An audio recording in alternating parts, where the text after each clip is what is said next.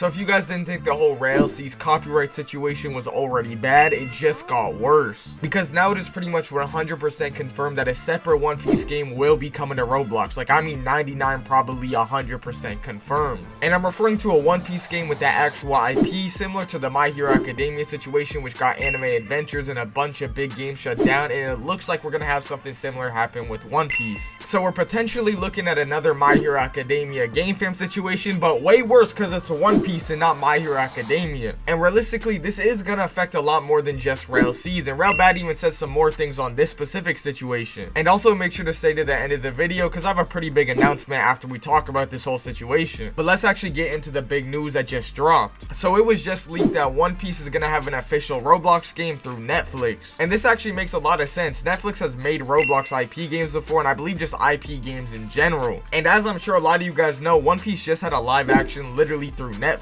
And obviously for Netflix to actually do that, they had to obtain the IP for One Piece. So this would also make a lot of sense for them to use that IP to make a game. Now I'm not exactly sure the exact deal they have to have the license for One Piece. I don't know if they had to actually get this approved as well, or this is part of the deal they made initially to get the live action. But regardless, all the dots are aligning, and this just makes a lot of sense to be true. Now some of you guys might actually think this is good news. I mean, Netflix is a big company, so maybe the game they make would actually be good. I mean, Netflix just made a One Piece live action and people really enjoyed that, so people might also think because the One Piece live action was good, this would also be good. And I'll tell you right now, that's very unlikely. Like, I mean extremely unlikely for this game to be actually a quality project. Oh, and I also forgot to mention, they said possibly free Roblox items in the event or just free UGC limiteds. I don't know if those are just questions or that's actually confirmed. We'll just have to wait and see. But let me explain why I'm so confident this game is going to be more like a game fam type game with that whole My Hero Academia situation compared to a Rell Seas type of game. So in the initial tweet, they said it's made by a studio called Sawhorse LA, but that's actually the wrong studio. They said there is a different studio that has already worked with Netflix, and that's what they're saying they're going to be using. And I don't know how the hell you're supposed to pronounce the studio name, but it's like BOI Studio or something. And like I said, this makes a lot of sense because this studio has already worked with Netflix before, and they made a Spy Kids game using the Spy Kids IP. And this is where it really gets bad. Knowing that this same studio is going to be making a similar game, they're going to be working through Netflix, using an IP through Netflix again, and this is just how I'm pretty confident it's going to end up how the last game did. So let me show you guys the last game. It was created 6 months ago. The first YouTube video I could find from them themselves is 4 months ago, so they made the game in pretty much 2 months. And right now, only a few months from release, the game has literally 0 players. Like, we're not talking about 10, 50, literally the big O, 0. But let's give them the benefit of the doubt. Their game might be good. What if it's a hidden gem? Similar to some people would say, like, Arcane Odyssey is a hidden gem, not that popular anymore. Well, after putting myself through the pain of actually playing this game, can we get a like, by the way, for that? I actually put myself through the pain of trying to play this game. I think I can confirm that this game can stay hidden, if I'm being honest. It's pretty much just a glorified obby with some spy elements, like some stuff explodes,